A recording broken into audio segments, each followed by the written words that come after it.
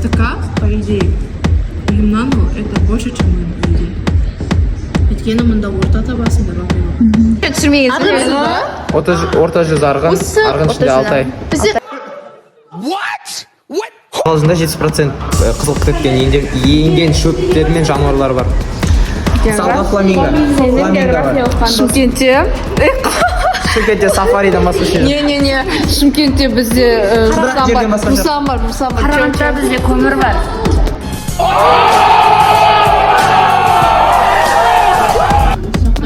Кедір бағам еще бәрін жабысып жатыр шашыма.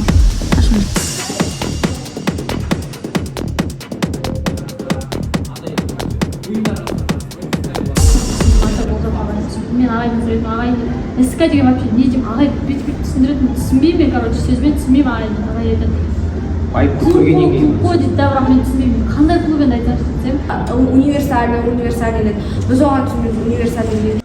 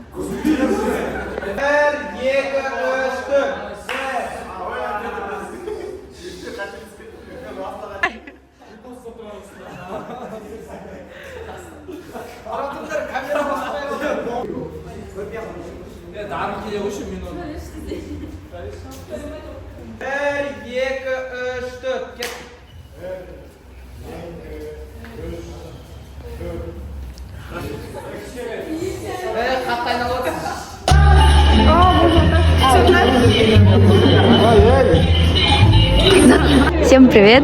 Сегодня будем мы спрашивать у людей, знают ли они Лермонтова и его стихи. Идемте. Здравствуйте. Вы знаете, кто такой Лермонтов? Да. Кто? Кто вы? A few moments later. Писатель. Мы снимаем видео. Вы знаете, кто такой Лермонтов? Лермонтов? Да, писатель. Его стихи знаете? Нет. Вообще. Что? А вы? Здравствуйте, вы знаете, кто такой Лермонтов? Нет. Вы знаете, кто такой Лермонтов? Стихи знаете? Хотя бы название. Чап девяти? Сразу? А что, так можно было, что ли? Здравствуйте, вы знаете, кто такой Лермонтов? Немножко знаю. Кто он такой? Он прозаик, драматург и великий писатель. А стихи знаете? Но есть стихи Бородино, Демон, и знаю еще, кажется, это все, что я знаю, наверное. Все, хорошо. Thank you. А вы знаете, кто такой Лермонтов? Здравствуйте, знаете, кто такой Лермонтов? А, ладно, хорошо.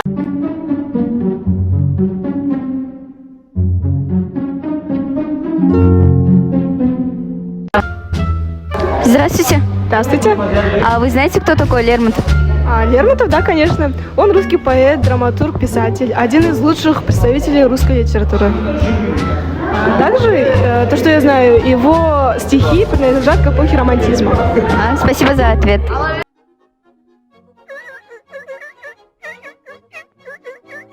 Здравствуйте. Вы знаете, кто такой Лермонтов? Да, это герой нашего времени, писатель, драматург. Вот, наизусть не знаю, но слышал, читал точнее, его произведение «Парус», одно из известных. Все, спасибо.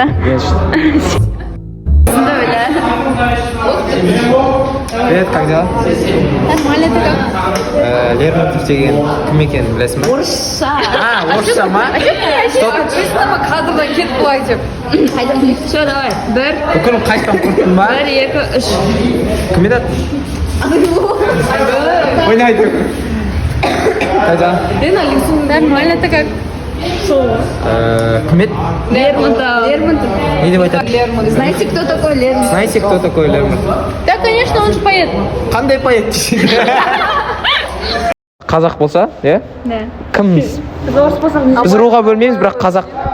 Абай емес, давай, Ыбырай Алтынсарин. Кет. Ыбырай Алтынсарин. Ыбырай. Кел балалар оқылық.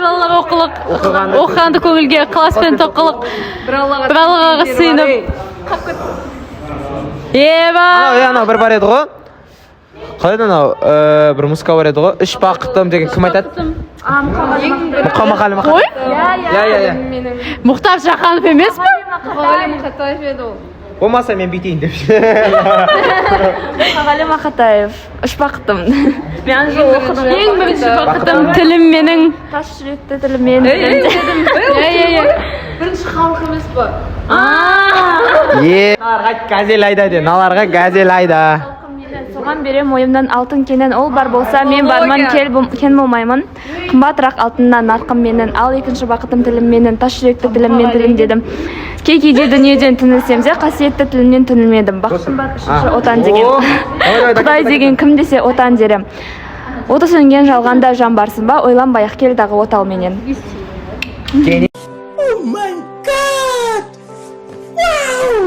Плейбой. Тұран Іштей білмейсің, Мен Лермонтовтың кім екенін білем заты. ChatGPT-ден қарап алған, аяп отыр. Он поэт, драматург. Жайдан жай 13 подписчик өрмайчы? Иә? Жай емес ол, жайдан жай емес ол мен. Маңдай терім де. Аққан ол, 2 жыл. Нағыз маңдай терден проблема бар еді, білесің? Анау. Сен білет жақсың. Грантқа түскенде ма? Айтыш, Лермонтов деген кім, давай? Драматург, поэт. Қандай әндерін білесің? Демон дегеннен басқа. Парус деген стихін білем. Енді жаттамаған, просто білем, естігем. ChatGPT-дан қарады. Қазақша сөйлеп ауым. Модада. Руың кім? Арғын. Арғын ішінде? Мамбет. Кім? Мамбет. Руың кім? Ұлы жүз, Сіргелі, Сіргеніште Қайшылы. Қандай дедің? Қайшылы. Менде ұлы жүз, ішінде Шаншқылы.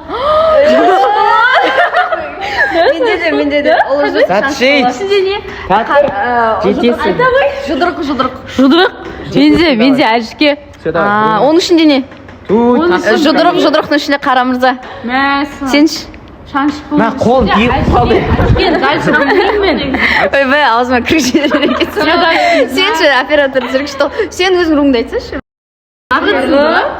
Орта жүз арғын, арғын ішінде Алтай. Бізде Қорғалжын. Астана не? Шеті Астанадан. Білесіңдер ма? Так, мен сендерге айтып кетейін факт айтып кетейін. Қорғалжында, айтайын да, айтайын да. Қорғалжында 70% қызылық.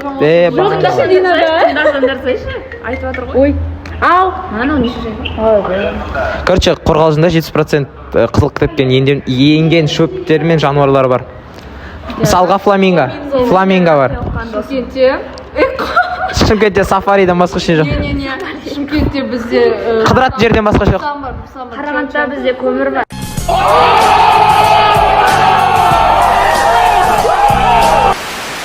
Сен рожденныйсың ба? Прям уж этот клуб. Иә. Корень. Неге мына жаққа түстің онда деп па?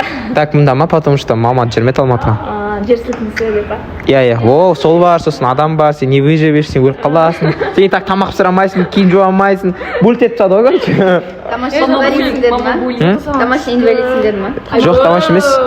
Мен бірақ бәрін істедім, бәрін істей аламын. Тамағым дайын. Мама просто білмейді мен істей алатынымды. 8 қырлы бір сырлысында, иә. Артыңызда құшақтап отқан адам кім? Дарын руың кім? Берш. Ұлғым. Берш. Ұлы жүз? Кіші. Кіші жүз адай жүзіне беріш па? Жоқ, берш. Берш. Берш. Ішіндегісін білмейсіз бе? Қолкеш. Мен памятшында Әлемұлы, Бекұлы, Кішіұлы деп үшке бөлініп кетпей ма, иә? Иә, тарихта оқыдым. Жоқ қой. Не дейді?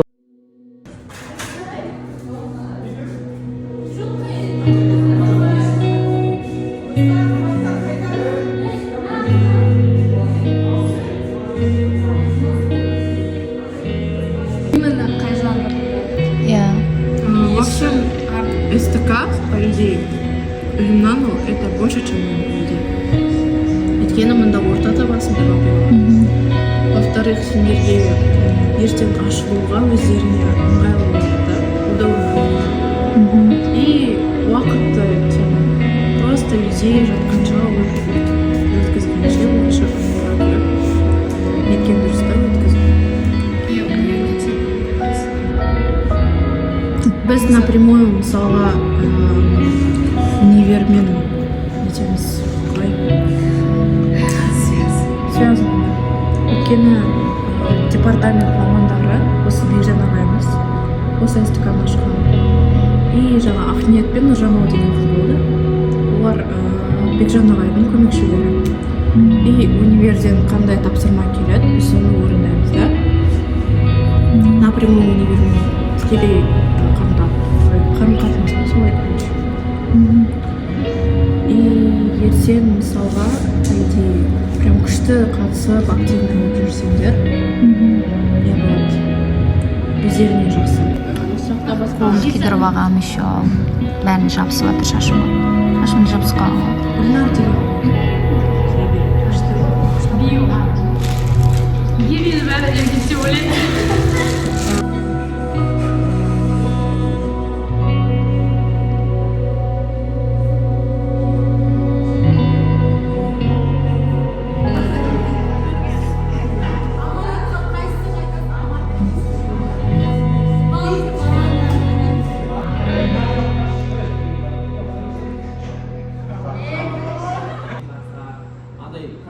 ұйымдар арасында жарыс қойып, сондай болады да. Мен тұрып мысалға сол үшін барып ұйымдастырсам, естіген балаларды шығарсам болады ше, дайындап пісіріп шығарсам болады. Жоқ, мен оларды жолдан кесіп қандырдым бар, қатысыңдар. Өзден жанжалып болды. И, короче, мен вообще СТК деген нәрсені сол жаққа барып келгеннен кейін бірақ түсіндім, ата ол жаққа барып түсіндім. Мен ағайдың сөйледім, ағай СТК деген вообще не деймін, ағай бүйтіп түсіндіретін, түсінбеймін мен, короче, сөзбен түсінбеймін ағайдың. Ағай айтады, клуб дейді да, бірақ мен түсінбеймін. Қандай клуб енді айтады десем, активистердің клубы дейді. Мен түсінбеймін, өйткені активистер бүткіл активистер бар. Клубтың ішінде барлық активист бол. Сол түсінбейтін сосын. И бізде де басында сөйтіп ойладық, СТК деген осындай ма деген сияқты, содан кейін басымызға келді. И біз басында ойладық, ағартуда универсальный деді. Біз оған түсінбейміз универсальный деді. Біз ойладық, мен басында өз басым ойладым, типа бізде әртүрлі клубтар бар ғой. СТК-ны бірінші жабықтырып, күшті қылып не істеп алады да, и сосын клубтарға беріп тастайды деп ойладым мен ше, өз басым сөйтіп ойладым. Сосын уже СТК-ның өзінің клубын барып көргеннен кейін, Қарағандыға барып көрген, бізде мынандай екен ғой, типа біздің өзіміздің арамызда болады екен деген сияқты сондай ой қалыптасты да. И содан кейін бастап уже СТК не екен біліп, содан кейін уже тәжірибені алғаннан кейін ары қарай уже біз СТК-ны өзімізге мотивация болды да, ары қарай уже СТК-ны давайте өйтеміз, давайте бүйтеміз, давай Қарағандынікі сияқты боламыз деген сияқты ше. Далу дегенде андай емес қой, ұятты ұстайтын жерде болады, ұстамайтын жерде болады. Ұялмаған әнші болады, ұялмаған адам не істейді, көтеріледі деген сияқты да. Бірақ енді ұятты нәрсе емес деген сияқты. Оның айырмашылығын біле білу керек та. И ол жерде де ешкім ұялып тұрған жоқ, өзінің талантын көрсеткісі келіп тұр, жанып тұрған жастарда. И біз де сол үшін бірінші перваштардан алайық дедік. Потому что перваштар енді келген кезде бірінші университетті көргеннен кейін былай тұрады да, жанып тұрады, олар мектептен кейін өзін ашқысы келеді да.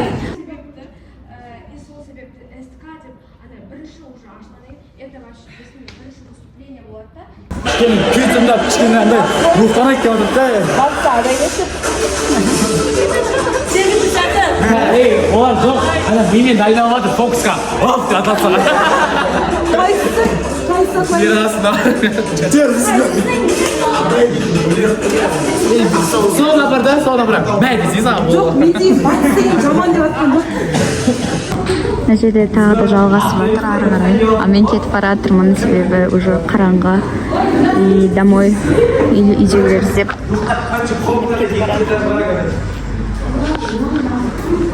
Ну там прям атмосферно. Панорамныйлармен вообще классно көрініп жатыр.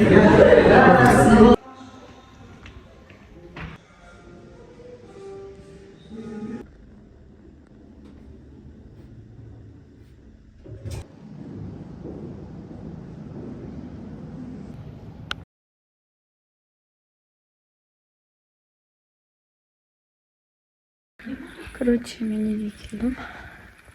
Күшті болып, бәрі күшті болды әйтеуір. Надо. Келесі видеода кездескенше.